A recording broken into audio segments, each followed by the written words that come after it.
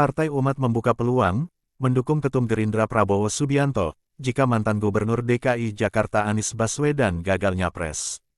Partai Demokrat, yang mengusung Anies bersama Nasdem dan PKS, meminta Partai Umat tidak bimbang. Di tengah ikhtiar Koalisi Perubahan untuk Persatuan, yang terus berkemajuan, setelah ditandatanganinya piagam kerjasama 3 partai, yang bersepakat dan memutuskan mengusung pencapresan Mas Anies, sekaligus menegaskan telah memenuhi bahkan melewati ambang batas pencapresan, pernyataan Partai Umat ini terasa kurang pas, kata Deputi Bapilu DPP Partai Demokrat, Kamhar Lakumani kepada wartawan, Senin, tanggal 17 April tahun 2023. Kami meyakini, pernyataan ini tak akan mempengaruhi sedikitpun soliditas, semangat dan moral partai-partai yang tergabung di KPP dan Mas Anies, untuk terus mengikhtiarkan kemenangan, guna mewujudkan perubahan dan perbaikan. Tak ada tempat untuk keraguan-raguan, sambungnya. Kamhar meyakini, Koalisi Persatuan dan Perubahan bersama Anies Baswedan, akan melaju hingga Pilpres 2024.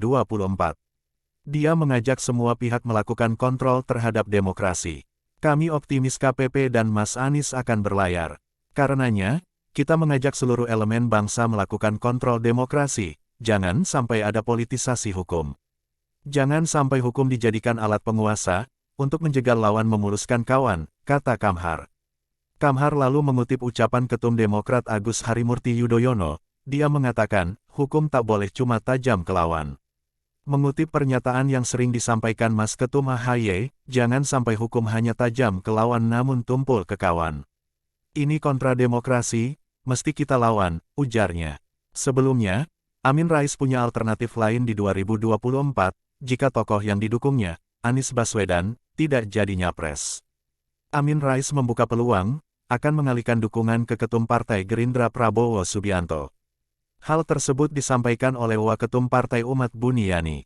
Dia menjelaskan alasannya, begini maksud Pak Amin, kalimatnya adalah kalimat pengandaian atau conditional sentence dengan kata if jika. Jika Anies tidak bisa maju jadi capres, maka terbuka Partai Umat untuk mendukung Prabowo. Itu maksudnya, kata Buniyani kepada wartawan, Jumat tanggal 14 April tahun 2023. Amin sendiri juga telah bicara soal kemungkinan mendukung Prabowo tersebut dalam salah satu podcast di YouTube.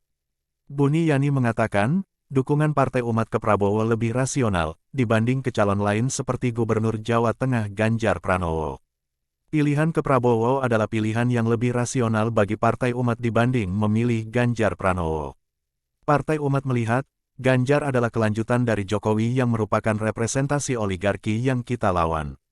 Intinya, Partai Umat tidak mungkin memilih Ganjar bila Anies gagal nyapres, makanya pilihan tertuju ke Prabowo, tuturnya.